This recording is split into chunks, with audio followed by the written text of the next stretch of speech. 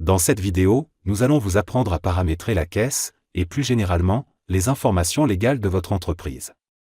Pour réaliser ce paramétrage qui est un des premiers à faire, il suffit d'aller dans le menu Paramétrage, puis Caisse. Dans notre exemple, nous avons déjà créé un profil caisse. Mais dans votre cas, si c'est la première fois, il suffit de cliquer sur ce bouton nouveau pour créer le profil. Notez que si vous avez plusieurs licences PC ou Android, vous devrez créer autant de profils de caisse que de licences. En effet, chaque profil de caisse peut avoir du matériel différent, notamment les imprimantes, les terminaux de paiement, etc.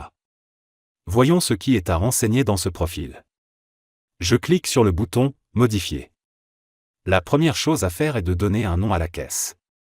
Ce peut être le nom du PC, ou bien caisse principale, caisse Android, etc. Ensuite, c'est ici que vous inscrirez vos coordonnées complètes, qui apparaîtront aussi bien sur les tickets de caisse, que sur les devis, factures, etc. Notez que c'est présenté sous forme de ligne pour les tickets. Mais les autres pièces commerciales, les informations sont, par défaut, inscrites en bas du document A4.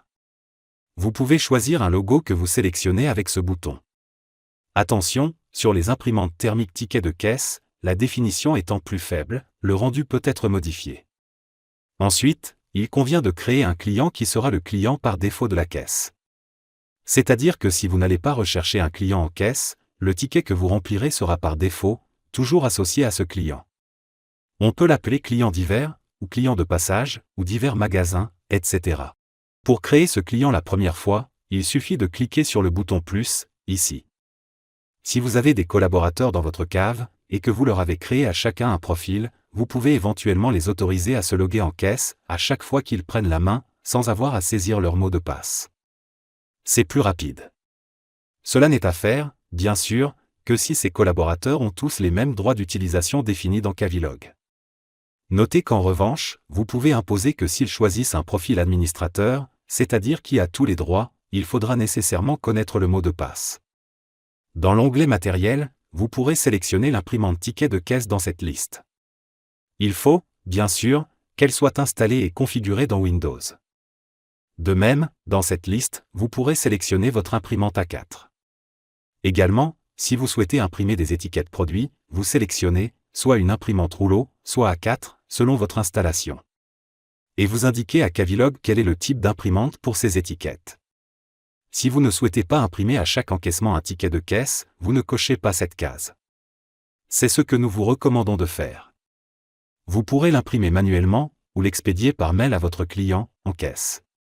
Dans Cavilog, dès que vous sélectionnerez le mode de paiement espèce, une fenêtre de calcul de rendu monnaie apparaît par défaut.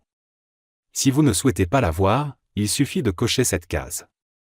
Ensuite, si vous avez une activité bar à vin et petite restauration, vous pouvez gérer vos plans de salle, ce qui est très pratique pour suivre ces tickets de caisse. Nous vous invitons à regarder sur notre chaîne les 2 vidéos sur ce sujet. Dans l'onglet Classement, vous pouvez classer vos clients en étoiles, qui apparaissent en caisse.